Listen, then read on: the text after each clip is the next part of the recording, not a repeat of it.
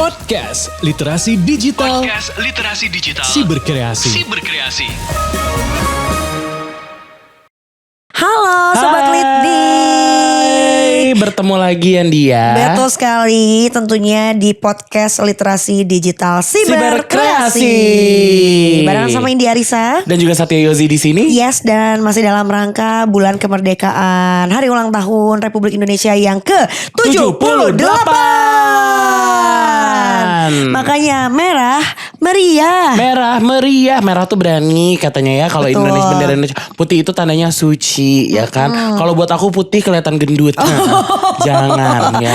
Enggak, tapi cerah ke muka tahu, enak. Jadinya tuh kayak bersinar-sinar, wajahnya like an angel gitu loh, Sa. Nah, aku pakai baju putih, foto pakai lighting, backlight mukanya di mantul. Lighting gak apa-apa dong. Mantul, benar. Tapi banyak banget nih yang bisa kita pelajarin di podcast Literasi Digital Siberkreasi ini. Iya. Dari beberapa episode ke belakang kita udah belajar banyak hal. Termasuk hari ini kita juga belajar, Indi, bahwa sebelum tag podcast jangan makan seblak. Betul ya. sekali ya. Karena lumayan nih, penuh perutnya, kayaknya ngembang ini kerupuknya di perut aku ya. gak apa-apa, yang penting otaknya juga jadi ngembang. Jadi kita bisa menggali informasi buat kita bagikan untuk Sobat Litdik sekalian. Emang disitulah perannya ya, partner itu untuk nyapuin ya. Cakep. Benar. Nah, yang satu ini juga akan menarik banget buat kamu saksikan Betul. sampai habis, Sobat Litdik, karena kita bakalan ketemuan ya, alias kalau kata Satya ketumbaran. Betul. Daun ketumbar Daun enak ketumbar sih. enak Daun sih, ketumbar tuh apa coba? Coriander, salah. Cilantro. Oh, cilantro. Cilantro yang suka ada di Thai food gitu. Oh, jadi sama ini itu tuh daun ketumbar, cilantro Betul. tuh. Boleh dilanjutin? Boleh lanjut Oke, lagi ya. Kita bukan mau ngebahas tentang MasterChef ya. MasterChef bukan. Tidak, bukan. Karena kita bakalan ketemu sama VP dari Brand Communication Kita Bisa. Sudah hadir di studio Mas Iqbal Haryadi. Halo Mas Iqbal. Halo Indi, halo Satya. Luar Gimana biasa. kabarnya? Kabar baik. Luar biasa ya. Oke. Kalau ngelihat Mas Iqbal tuh kayaknya dari tatapannya tuh adem ya. Kayaknya Seperti tuh, apa? Ubin masjid. Seperti ubin masjid, betul. Masjidnya Masjidil Haram lagi ya. Yang katanya menyerap panas kan. Masya Allah, tabarakallah. Sudah pernah ke sana? Apa? Sudah pernah ke sana? Alhamdulillah udah. Alhamdulillah. Aduh, aku doain Aduh, ya biar bisa. jadi kayaknya ria Detal edit ya, malu. Malu masa gini Kan gitu. justru memotivasi. Oh, biar benar, yang lain benar, ikutan. benar. Iya, ya kita harus yakin kalau kita bisa. Iya, aku betul. belum mau kesana soalnya. Nah, Doain Satya ya. semoga ke depannya kita semua bisa berangkat ke sana bareng-bareng bersama tim dari podcast Literasi Digital Siberkreasi. Semua bilang amin boleh? Amin. Kalau kita apa tadi kan? Semoga kita semua bisa berangkat. Iya, kita bisa. Iya, betul. Bagus masuk. Masuk ya. Makanya sekarang kita hadirkan Mas Iqbal di sini karena kita pengen tahu nih tentang Kita Bisa, yang sepertinya menurut gue ini tuh adalah platform yang paling banyak amal jariahnya. Dan juga yang sering sekali muncul ya Lumayan. di sosial media. Betul Iya kan? Karena banyak yang diangkat gitu. Apalagi ini tuh kan kayak dengan adanya platform ini menumbuhkan kayak rasa, kalau kata bahasa Jermannya, babarangan sasarangan ya. Iya, betul.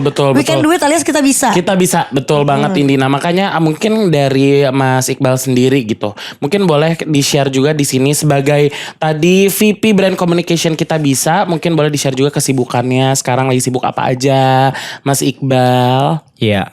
Kalau personal ya saat ini sih pasti fokus full time di Kita Bisa. Terus selain itu kita juga lagi bikin mainan baru. Apa tuh? Jadi part of Kita Bisa Part nih. of Kita Bisa Oke. juga. Bareng sama Volix kita megang media namanya Proud Project. Oh, Gen Z banget.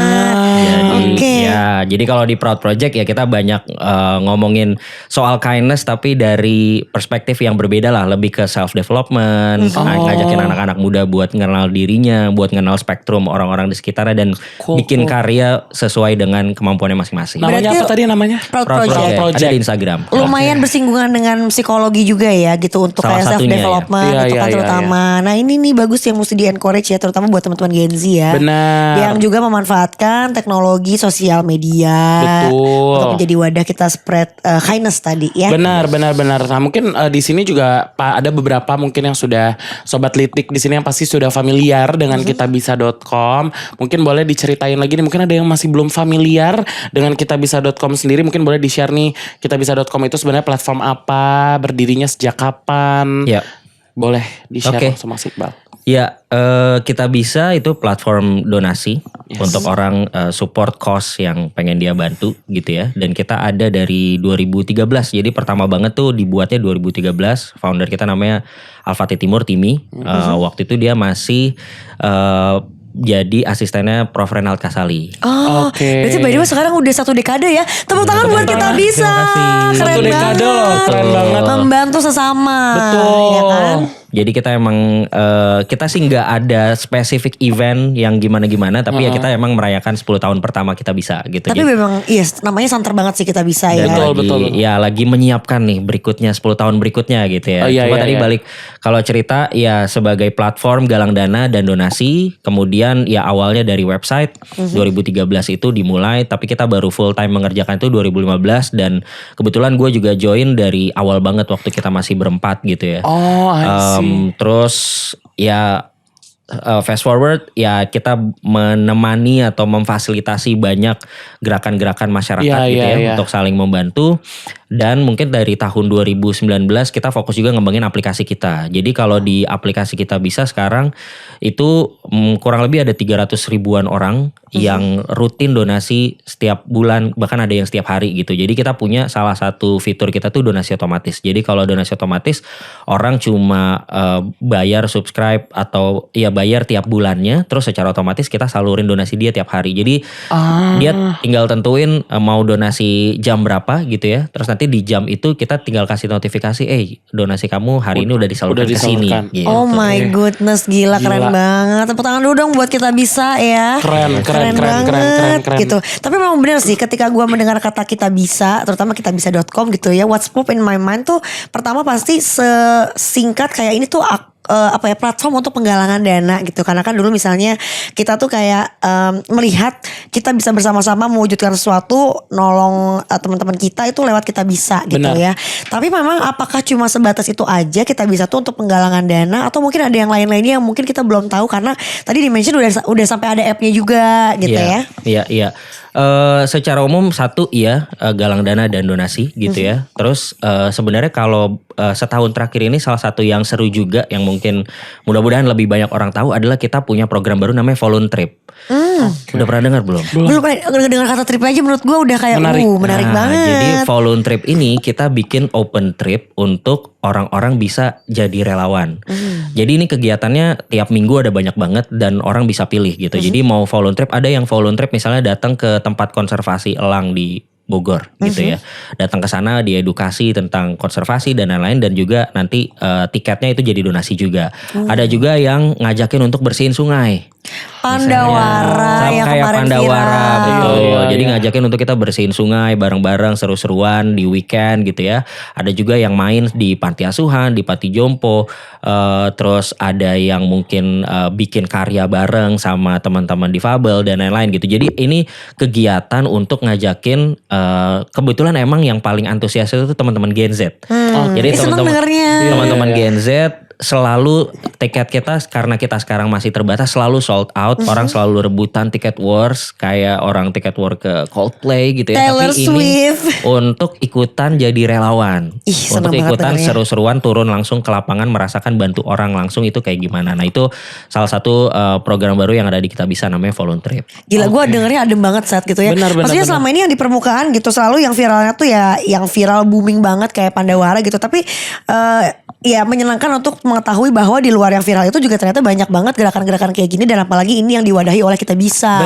Benar yang selama ini kita kira Kita Bisa itu ya tadi hanya penggalangan dana aja. Nah tapi kalau kita ngebahas tentang Kita Bisa tuh kenapa tadi aku bilang sering banget muncul di sosial media, karena yang paling sering adalah muncul satu pemberitaan tentang sesuatu, tentang mungkin ada orang yang berkebutuhan khusus, kemudian ada orang yang langsung menggalangkan dana membuka platform di Kita Bisa untuk bisa menyumbangkan dananya di sana. Nanti ada link-linknya lah langsung kan kita tinggal klik Iya. gitu untuk bisa membantu gitu. Nah tapi kalau misalnya kita ngebahas tarik panjangnya nih, itu sebenarnya udah berapa orang sih sebenarnya yang udah melakukan penggalangan dana gitu. Dan kayak gitu tuh memang ada orang dari Kita Bisanya yang memang menaungi si orang-orang tersebut yang melakukan penggalangan dana, atau mereka dengan sukarela aja membuka si page penggalangan dana tersebut. Iya. Jadi mungkin secara umum galang dana di Kita Bisa pun kan sangat beragam ya. sangat beragam. Kalau dari yang initiate itu ada yang memang individu, ada juga yang initiate itu dari yayasan atau NGO gitu ya, dari beragam yayasan dan NGO, dan ada juga yang memang misalnya dari partner yang didampingi sama Kita Bisa. Misalnya ada brand atau komunitas yang emang mereka lagi pengen galang dana untuk sebuah gerakan tertentu gitu. Nah itu dari jenis-jenis yang galang dananya. Kalau secara umum mungkin secara total jumlah galang dana yang sudah pernah ada atau sudah pernah dapat bantuan di Kita Bisa mungkin jumlahnya ratusan ribu ya, 200 ribuan mungkin atau 300 ribu. Angka persisnya mungkin nanti perlu dicek, tapi kisarannya seperti itu. Tiap bulan pun mungkin ada ratusan pasien juga, orang-orang sakit yang butuh biaya pengobatan itu di seluruh provinsi mereka menggalang dana juga gitu. Baik yang galang dana langsung mungkin dia atau keluarganya, atau bisa juga yang galang dana tadi dibantu misalnya sama NGO di local NGO gitu ya. Oke, Mas Iqbal, ini pertanyaan aku pribadi ya. Aku sempat mendengar tuh dulu tuh Kita Bisa sempat menimbulkan pro dan kontra karena katanya siapa aja bisa melakukan penggalangan dana, siapa saja bisa initiate. Waktu itu sempat ada perdebatan yang cukup ramai di media sosial karena ini if I'm mistaken penggalangan dananya itu adalah untuk laptop dengan merek tertentu yang katanya itu dibutuhkan khusus untuk teman-teman yang memang butuh laptop yang lebih pro untuk misalnya gambar desain segala macam. Nah, ada yang kayak ngerasa aduh kan bisa pakai yang gak usah merek itu, tapi ada juga yang ngedukung bahwa gak bisa, memang kita ngerti pekerjaannya tuh harus merek yang tertentu. Itu gimana sih kalau dari Kita Bisa menanggapinya? Karena mungkin ya di forum itu juga terpapar nyata bahwa ya siapa aja memang bisa initiate gitu. Nah, Kita Bisa gimana cara nge-handle itu? Ini tuh tahun berapa ya? Kayaknya udah beberapa sebelum pandemi bahkan ya. Iya mungkin kalau spesifik yang mana kayaknya ada beberapa gitu ya. Cuma gue inget juga dulu kan ada sempet yang rame di Twitter gitu ya. Orang pada screenshot galang dana di Kita Bisa, banyak yang main-main lah dalam tanda kutip gitu ya. Ada yang galang dana buat nih temen gue nih beliin HP baru dan lain-lain gitu. Itu kan sempet juga gitu. Nah kalau secara umum sebenarnya gini. Jadi galang dana di Kita Bisa itu karena goal kita adalah memudahkan orang yang paling membutuhkan untuk galang dana secepat mungkin. Karena mereka butuh bantuan secepat mungkin. Misalnya tadi tuh yang butuh biaya pengobatan, maka kita bikin supaya mudah, supaya cepat live. Nah, tapi memang kita juga internally punya tim khusus namanya tim Trust and Safety yang dia kerjanya adalah mengkurasi. Jadi galang dana itu memang bisa live dulu. Kemudian nanti baru kita kurasi kalau yang kita rasa tidak sesuai kriteria, mungkin dia kelihatan ini kayaknya nge-fake gitu ya, atau kayak cuma bercanda-bercanda doang, itu biasanya kita langsung take down gitu. Berarti ada teman-teman yang memang memfilter ya gitu. Betul, dengan berbagai kriteria. Terus kayak misalnya kalau untuk galang dana yang medis, kita juga akan mintain data-data, misalnya dia dirawatnya di mana, kemudian rekam medisnya kayak gimana. Jadi kita memverifikasi. Begitupun ketika nanti dia melakukan pencairan. Ketika melakukan pencairan donasi, kita juga jaga nih amanahnya donatur dengan ya mereka diminta untuk bikin laporan, tunjukin bukti-buktinya, tagihannya dan segala macam. Bahkan ada banyak mekanisme-mekanisme teknis yang misalnya kalau biaya pengobatan rekam medis, kita bantu misalnya transfernya langsung ke rumah sakitnya gitu. Nah, itu ada banyak mekanisme-mekanisme teknis yang tadi itu memang dipegang sama teman-teman di Kita Bisa yang khusus tim Trust and Safety namanya, untuk jaga kepercayaan donatur gitu. Menarik banget. Tapi menurut aku juga sebetulnya kan ini yang namanya platform untuk berbagi sebetulnya sah-sah aja juga sih ya. Karena mungkin siapa tahu gitu ada orang yang tadi misalnya case-nya membutuhkan laptop merek khusus, ternyata kemudian ada orang yang memang pengen ngebantu karena dia ngerasa punya kerelatan yang tinggi dengan hal tersebut. Itu kan sebetulnya sah-sah aja gitu ya. Nah, itu Kita Bisanya juga sebagai organisasi kita belajar terus juga gitu. Artinya memang ada masanya kayak tadi misalnya ketika kita ngomongin kurasi gitu ya, kita kurasinya masih belum terlalu ketat gitu. Semua bisa berbagi dan benar misalnya ya karena memang bisa jadi ada orang yang ya udah emang temen gue lagi butuhnya laptop, gue galang danakan dia laptop gitu misalnya kan. Tapi kemudian ya kita terima feedback juga nih, misalnya ada orang bertanya lo kok kebutuhan kayak gitu dibolehin, lo kok kayak gini. Nah itu aturan kita, cara kita mengkurasi dan lain-lain itu kita improve terus juga gitu. Supaya tadi ngejagain trust orang kepada Kita Bisanya sebagai platform, dan ujungnya juga kan trust orang supaya orang beneran percaya mereka mau donasi ke berbagai cause yang ada di Kitabisa yang mau mereka support gitu. I see. Karena sebetulnya kan orang juga maksudnya kayak ya beda-beda ya levelnya. Ada yang ngerasa itu mungkin tersier lah, ada yang Iya, ngerasa itu betul. mungkin bukan yang urgent segala macam. Dan mungkin dari situ juga teman-teman kita bisanya improve juga kalau ternyata memang kebutuhan orang tuh macam-macam banget ya Macam-macam. gitu. Betul. Tingkat urgensinya juga beda. Nah, yang bikin kita bisa selalu mendapatkan kepercayaan adalah katanya transparansinya gitu ya. Gimana kita bisa mengolah itu semua supaya akhirnya si keterbukaan dan ketransparansian itu tuh tetap ada di masyarakat dan tetap terjaga. Iya. Nah, transparansi definitely paling penting ya kalau di kita mengelola dana publik gitu ya. Jadi kalau di Kitabisa, satu dari galang dananya sendiri itu orang kan bisa lihat semuanya kita bikin platform kita supaya orang semua bisa lihat siapa yang donasi. Kalau misalnya dia memutuskan gak mau kasih lihat namanya pun kan bisa anonim gitu ya. Terus jumlahnya berapa, ada berapa banyak orang yang udah donasi, totalnya berapa, yang sudah dicairkan pun kelihatan, bisa dilihat secara detail sudah dicairkannya untuk kebutuhan apa gitu.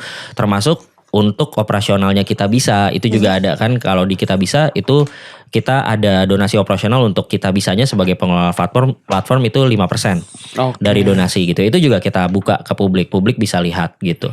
Kemudian selain itu bahkan sampai di level kita setiap tahun itu diaudit sama audit independen keuangan gitu ya. Kalau yang 2 tahun terakhir kita sama EY gitu. Sama EY itu laporan hasil auditnya juga dipublish di website kita gitu. Jadi sebenarnya publik tiap tahun pun bisa lihat laporan audit keuangannya Kitabisa secara transparan. Kita mengumpulkan berapa banyak, kemudian berapa banyak yang untuk kategori apa, dan lain-lain itu semua bisa dilihat secara publik gitu. Karena kan sebenarnya kalau kita bicara tentang transparansi itu jadi penting untuk Kitabisa, karena memang Kitabisa ini kan sebenarnya bukan hanya menjembatani ya kan buat inisiator orang yang ingin membuka penggalangan dana dan juga si penerima tadi kan gitu. Jadi mungkin makanya si transparansi ini menjadi hal yang sangat penting banget. Ditambah kalau kita bicara tentang digital, semua tentang pemberitaan negatif, semua tentang pemberitaan yang mungkin hoax juga, itu kan juga nggak bisa kita pungkiri juga, dan itu mungkin juga di luar kuasanya dari teman-teman Kitabisa nih. Nah mungkin boleh gak sih share juga cara-cara yang biasanya kita bisa lakukan untuk bisa tetap terlihat sebagai satu badan yang kredibel gitu? Iya. Mungkin secara umum tadi prinsipnya satu, kalau yang berhubungan dengan data kita usahakan semaksimal mungkin itu semuanya terpapar gitu ya, terpublikasikan. Orang bisa akses secara mudah gitu. Kalau dalam konteks Kitabisa karena kita mengumpulkan dana, definitely tadi tuh semua hal yang berhubungan dengan angka orang bisa lihat. Jumlah donaturnya, berapa jumlah donasinya, berapa yang sudah dicairkan dan lain-lain. Itu yang pertama. Yang kedua adalah mungkin perlu juga untuk mekanisme dan cara kerja kita di dalam seperti apa itu juga dipublikasikan. Karena tadi misalnya beberapa kali juga ini dinamika yang biasa lah gitu ya di sosmed. Ada orang yang menganggap wah galang dana ini nih kok gue lihat kayak gini gitu ya. Dia punya asumsi tertentu terhadap galang dana tersebut tanpa tahu bahwa proses dibaliknya sama Kitabisa memang lagi, misalnya yang cukup sering adalah misalnya wah ini donasinya udah terkumpul 10 juta gitu ya, tapi yang turun baru 2 juta. Oh ngapain nih kita bisa tilep duitnya, ditahan duitnya gitu. Padahal misalnya memang bukan ditahan bukan untuk kita ambil, tapi memang mekanismenya adalah dicairkan secara berkala gitu. Karena justru misalnya pencairan pertama sudah tapi orangnya belum kasih kita laporan nih. Laporannya belum dipublish. Kalau udah dipublish pasti kita langsung pencairan kedua. Karena kan di saat kita sebagai platform di satu sisi yes kita pengen mempermudah si penggalang dana atau penerima manfaatnya yang membutuhkan itu, tapi di sisi lain kita juga ngebalance laporan atau transparansi terhadap donatur gitu kan. Jadi itu ada mekanisme yang memang cara kerja yang memang kita lakukan. Nah itu juga tadi untuk menjaga transparansinya tidak hanya angka dan datanya, tapi cara kerja kita kasih tahu juga ke publik. Karena takutnya publik atau orang-orang ada yang berasumsi kayak tadi tuh mereka nggak tahu cara kerjanya dan menganggap ini hoax, ini Iya, iya, palsu, ini fraud dan lain-lain. Gitu. Luar biasa, ini berarti kita bisa udah ngegawangin banget ya buat si penerima transparan gitu mendapatkan uangnya, dan juga donaturnya juga merasa aman dan secure ketika sudah mendonasikan uangnya ya. Nah Mas Iqbal ngelihatnya apalagi sekarang ya kita di era digital, maksudnya kita bisa juga lahir dari dunia digital dan juga apalagi sekarang eranya sosmed dan semakin banyak sosmed yang beredar juga. Artinya kan ini dua mata pisau ya, semakin banyak apakah hal yang positif maupun negatif spreading. Tapi kayaknya kita bisa ini tuh kayaknya jadi pintu buat orang bisa bersama-sama melakukan kebaikan yang mungkin kayaknya kalau zaman dulu secara tradisional gak akan semasif ini gitu gerakannya. Dari Mas Iqbal sendiri gimana nih ngelihatnya tren sosial media dan juga era digital bisa bersama-sama ngajakin orang untuk melakukan kebaikan? Iya. Kalau di kita kita punya salah satu internal value lah ya, atau yang biasa gue bilangin ke anak-anak ke tim gitu ya. Ya dari awal kita ngerasa bahwa orang baik nggak boleh kalah berisik gitu. Karena di sosmed kan berisik banget kan. Semua orang berisik. Ada yang jelek itu berisik. Ada juga atau yang lebih banyak adalah yang tidak penting berisik gitu. Boleh nggak boleh, tapi yang baik-baik dan positif nih nggak boleh kalah gitu. Jangan tenggelam ya. Jangan tenggelam gitu. Nah itu salah satu principles-nya kita bisa juga. Nah makanya kalau tadi ditanya soal sosmed, kita sih ngerasa sebenarnya sosmed ini betul dua mata pisau gitu ya. Tapi ketika dipakai buat yang positif, tajam banget dan bisa gede banget. Contoh paling gampang, ketika tiap kali ada bencana, itu orang Indonesia dengan adanya platform seperti Kita Bisa gitu ya, itu yang donasi cepet banget, ratusan juta terkumpul, banyak bantuan segera bisa kita salurkan ke orang teman-teman kita yang membutuhkan di lapangan gitu ya, yang menjadi korban bencana. Nah itu kan sebelumnya mungkin caranya tidak bisa jadi tidak secepat itu atau tidak seviral itu gitu. Misalnya harus lihat koran dulu, harus lihat TV dulu gitu kan. Harus cari dulu transfernya kemana. Betul, rekening kemana dan lain-lain. Kalau ini mungkin scroll di timeline di X ya bukan Twitter. Iya X sekarang X. Di X. Sekarang jadi nge-X ya. Iya sekarang jadi. Apakah ketemu mantan apa gimana tuh nge-X itu ya? Benar. X ya, di X itu di Twitter ya orang udah bisa lihat. Oh ini oke langsung bantu dan lain-lain gitu. Jadi sebenarnya sosmed sangat mempermudah untuk tadi ya gerakan-gerakan ini bisa menggulung dengan lebih cepat dan mungkin nyambung ke misalnya realitas sekarang ya makin banyak. Maksudnya Gen Z dan generasi berikutnya yang udah sangat digital native itu justru kalau dari berbagai penelitian justru kan sebenarnya generasi Gen Z dan generasi berikutnya Gen Alpha justru lebih aware terhadap social issues gitu. Benar. Lebih aware, lebih knowledgeable, mereka lebih, dan karena itu juga akhirnya lebih strong perasaannya untuk gotong royong, gue harus pick apa nih yang menurut gue harus diubah, apa yang menurut gue harus jadi nih gerakan sosial ini, dan mereka lebih pengen terlibat gitu, baik secara digital di sosmed dengan kampanye, dengan bikin konten, dengan donasi online maupun turun langsung kayak yang tadi gue ceritain teman-teman yang turun jadi relawan di Voluntrip gitu. Keren banget sih. Memang ya, jadi kan kayak bikin mungkin karena Gen Z dan juga generasi yang berikutnya, terutama zilenial pun lah ya, milenial yang masih yang mepet-mepet sama Gen Z gitu ya. Mereka karena mungkin udah ngelihat dunia, literally ngelihat dunia lewat digital tuh, jadinya akhirnya lebih concern terhadap apa yang bisa gue berikan terhadap society dan juga apa tuh peran gue di masyarakat gitu ya. Nah kalau Mas Iqbal tadi mention bahwa betapa powerfulnya juga sosial media, dan ini juga yang kayaknya Gen Z banget nih, mereka tuh sangat bisa ngikutin satu tren atau mungkin satu idol atau mungkin satu influencer, satu figur gitu ya.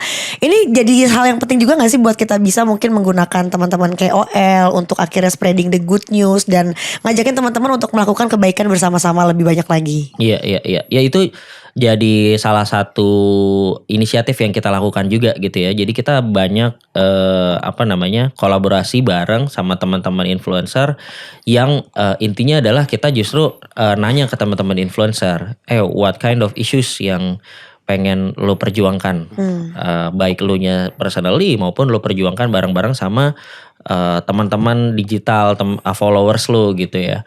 Dan ya kita banyak tuh bikin gerakan-gerakan sama teman-teman influencer, karena tadi sebenarnya banyak sekali atau setiap influencer itu pasti punya concern yang berbeda-beda. Berbeda-beda. Mungkin ada influencer yang dia justru pernah merasakan kalau bukan karena beasiswa, gue nggak mungkin ada di tempat gue sekarang. I see. Contoh Jonathan Christie gitu. Akhirnya dia kita ajak ngobrol dan akhirnya ya udah kita bikin bareng gerakan beasiswa. Ada tuh beasiswanya Jonathan Christie di Kita Bisa. Jadi ngajakin followersnya untuk patungan, and then donasinya disalurkan untuk ngasih beasiswa ke anak-anak yang aspiring menjadi atlet. Oke, Gitu. pengen jadi pembulu tangkis lagi mungkin seperti Jojo. Betul. Ada juga misalnya influencer yang dulu gue pernah ngerasain waktu gue nggak punya duit, gue kelaparan, gue dibantu sama orang untuk makan gitu.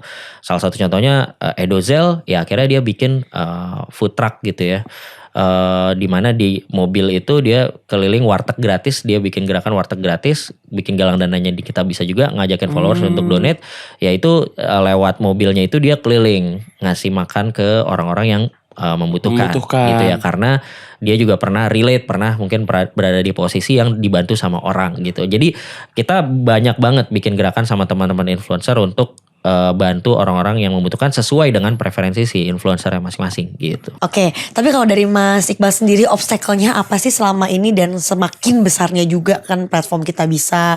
Belum lagi tadi juga sekarang udah banyak adik-adiknya Kita Bisa gitu yang semuanya masih under Kita Bisa gitu. Betul. Karena kan sekarang mungkin makin banyak orang yang terjun ke dunia digital, tapi mungkin kadang kita nggak bisa sama ratain gitu ya. Apakah mereka beneran sudah cakap berdigital atau ada yang belum juga gitu, Mas? Ya, obstacle-nya mungkin secara umum satu ya. Tadi kan goal kita adalah terus modal utama kita kan sebenarnya trust tadi kan.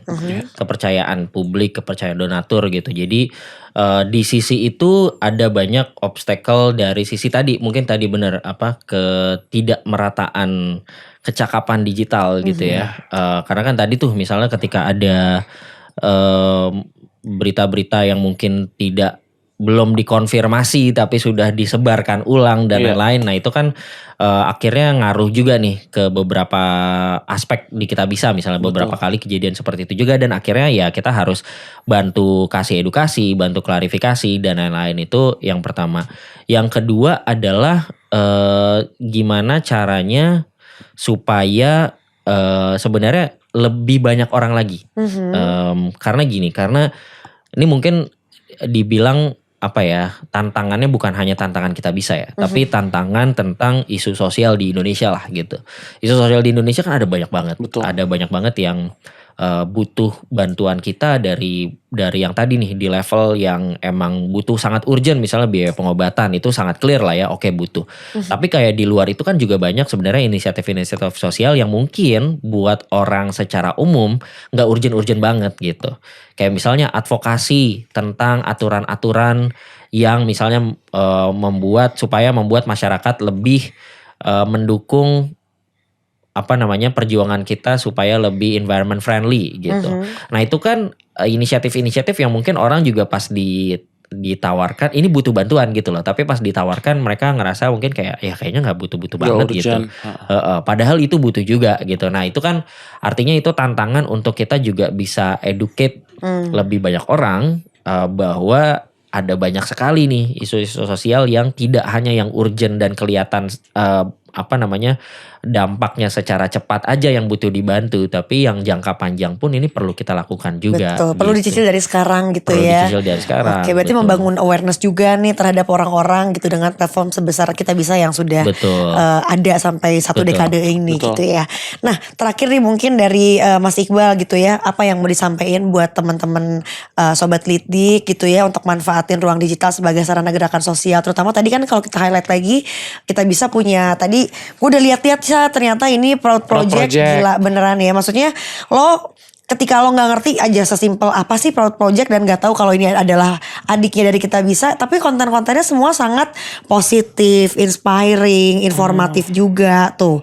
Dari red flag sampai rekomendasi koyo untuk kaum jompo. Ada semuanya. Ada. Ya kita relate banget ya kan. Pasti relate pengen nonton semuanya. Barbie, pengen nonton Oppenheimer tapi pegel 3 jam. Kan Iya. gitu. Ya semuanya ada di sini jadinya. Ada. Nah, tapi selain Proud Project juga mungkin kan tadi ada satu juga yang disinggung terkait si voluntrip tadi. Mungkin boleh sambil dibahas juga. Sambil dibahas Bang. juga nih tentang si voluntrip ini, karena aku pribadi sebagai orang yang suka trip dan belum pernah volunteer, mungkin voluntrip adalah Jawabannya. jawabannya gitu kan. Sudah bisa dipotong menjadi voice over untuk videonya. Betul. Ya, boleh. Bisa buat iklan langsung placement di radio-radio Betul. gitu ya. Aku minta persentasenya. Bercanda.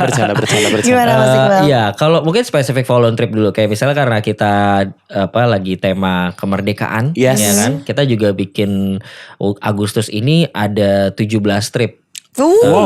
Di beberapa kota, kalau nggak salah 5 kota deh, Jakarta, Makassar, Bandung, Surabaya, satu lagi apa, nanti teman-teman lihatlah di Instagramnya voluntrip Yes. dot kita bisa gitu ya. Karena ya tadi sih memang kita melihat ini tuh jadi cara baru untuk orang-orang yang mungkin juga sebenarnya misalnya, karena kita juga menemukan gini, ada orang-orang yang mungkin tidak donate secara online karena memang dia sudah punya habit donate di lingkungannya masing-masing. Ya. Misalnya donasi langsung ke masjid atau bahkan ada yang ke keluarganya terdekat gitu, Ke tetangganya dulu ke tetangganya gitu. dulu dan lain-lain gitu. Dan karena itu juga jadinya volunteer ini jadi sesuatu yang menarik gitu. Karena mungkin kalau donasi oke, udah ada nih channelnya, tapi kalau merasakan langsung mungkin jarang juga gitu. Betul. Dan yang menarik adalah volunteer ini tadi karena didominasi oleh teman-teman Gen Z yang paling banyak, itu hampir selalu mungkin hampir 100% peserta pasti bikin konten. Oh. Mereka auto spreading the good news ya. Betul. Jadi ibaratnya kita bikin trip ada 10 orang. Mereka tidak hanya berdampak di bawah, tapi maksudnya berdampak di lapangan sebagai relawan, tapi mereka juga spreading the news bahwa this is a new way, a new fun way nih to spend your weekend. Seru, nggak hanya seru tapi juga berdampak buat orang. Nggak hanya bikin otak lo lebih fresh, lebih happy, tapi juga fulfill your heart. Betul. Iya. Jadi ibaratnya impactnya off air dan digital ya. Iya betul. Udah Over sangat digital. ini banget lah, literasi digital banget gitu. Iya betul. Karena mungkin betul. sesimpel kita kadang nggak ngerasa terlalu punya peran kalau misalnya kita cuma mendonasikan dalam bentuk uang atau materi aja. Ketika kita beneran terjun langsung dan kita melihat sekitar kita dan juga kitanya ada kontribusi, tuh kayaknya ada sesuatu yang kayaknya nggak terbayarkan dengan apapun ya happinessnya ya. Benar. That level of happiness deh yang kita cari kan maksudnya. Nah itu yang juga menarik ya. Mungkin banyak orang yang ngerasa bahwa donasi atau membantu orang itu antara harus dengan uang atau dengan turun langsung dengan tangan gitu. Padahal ada cara lain yang juga orang mungkin sering menyepelekan. Apa tuh? Bikin konten. Oh iya Gitu, benar. menyebarkan yang seru-seru gitu. Nah ini makanya kenapa Proud Project juga jadi salah satu cara baru kita gitu ya untuk menyebarkan kindness dengan cara yang baru gitu. Karena tadi kan mungkin itu udah sempat ngintip-ngintip ya kontennya. Kontennya kan sebenarnya konten Proud Project itu sebenarnya fokusnya kita misinya adalah empower youth to break their personal and social boundaries. Jadi tiap orang tuh pasti kan kita punya dinding-dinding atau batasan-batasan gitu ya. Ketika yang kalau itu bisa di break, dihancurkan dinding itu, kita akan bisa unleash our potential. Oke. Dan ada 2 level gitu, level personal, level social. Kalau level personal apa sih? Kita punya ketakutan, kita punya overthinking, Ngalahin diri sendiri lah ya. ngalahin diri sendiri, betul. Gimana kita bisa mengerti diri sendiri, dan karena kita mengerti diri sendiri, maka kita bisa memaksimalkan potensi diri kita. diri. Yep. Nah yang kedua adalah ada social boundaries. Social boundaries ini apa? Orang yang tidak mengerti bahwa ada spektrum orang yang berbeda. Ada loh orang-orang yang berbeda sama kita perspektifnya, dan itu normal dan itu biasa. Terus karena tidak terbiasa, tidak tahu, jadi nggak tahu juga gimana sih berinteraksi sama orang yang berbeda sama kita gitu. Gimana sih berinteraksi sama teman-teman difabel gitu. Bagaimana berinteraksi sama teman-teman yang misalnya berbeda agama, berbeda suku, berbeda pandangan politik dan lain-lain gitu. Nah itu kan sesuatu yang di level edukasi juga sesuatu yang bisa di-solve kalau orang-orang makin banyak orang yang aware dengan hal-hal ini, ngerti dirinya sendiri, ngerti tentang orang lain itu berbeda, spektrum, kita bisa berinteraksi walaupun berbeda dan lain-lain. Itu juga yang akan nge-solve banyak hal di banyak masalah di atas juga Iya, gitu. iya. Nanti mungkin hate speech di sosmed jadi berkurang. Kemudian negatif fake news juga jadi berkurang dan lain-lain gitu. Jadi Gila. di level actionnya kita Kerjakan. coba kerjakan, di level awarenessnya juga kita kerjakan juga gitu. Mantap Mantap. sekali. Kita bisa Kita ya. bisa luar biasa. Gitu. Jadi Sobat Litdik ya, mungkin kamu bisa tadi ya dicek-cek dari semua platform-platformnya. Oh by the way Mas Iqbal, kalau misalnya tadi Proud Project kan aku udah follow juga nih langsung gitu kan ya. Kalau Yay, misalnya thank dari you. tadi apa? Voluntrip. Voluntrip itu bisa kemana nih kalau misalnya kita mau ikutan? Voluntrip.kita bisa. Oke, berarti langsung di direct ke webnya aja ya. Di, di Instagram. Oh, Instagram ada, oke. Voluntrip. Instagram. Coba kita follow kita langsung ya. bisa. Betul. Ya, di Instagram itu teman-teman bisa lihat lah di situ ya. Interupsi. Ya, silakan. Pertanyaan Pak Guru. Pertanyaan karena mungkin gini, aku adalah orang yang cukup sering di beberapa, ya maksudnya aku selama bekerja juga di kantor, kita kan sering juga nih kayak bikin Jumat berkah gitu kan. Nah, Iya. terkadang kita tuh suka bukan mentok sih sebenarnya, mungkin kan sebenarnya panti asuhan, panti jompo tuh kan sebenarnya banyak, tapi mungkin pengetahuan kita tentang banyaknya lokasi-lokasinya kan mungkin kita juga terbatas. Nah, mungkin bisa nggak sih kayak kita ada kerjasama dengan Kita Bisa misalkan gitu untuk bikin satu satu kegiatan untuk bisa datang ke panti jompo yang mungkin bisa difasilitasi data-data kayak misalnya panti jomponya itu ada di mana aja sih, itu Iya. bisa lewat Kita Bisa gitu. Jadi kerjasamanya bareng sama Kita Bisa gitu. Bisa Memungkinkan. banget, bisa banget. Kalau dalam konteks ada dua nih. Heeh.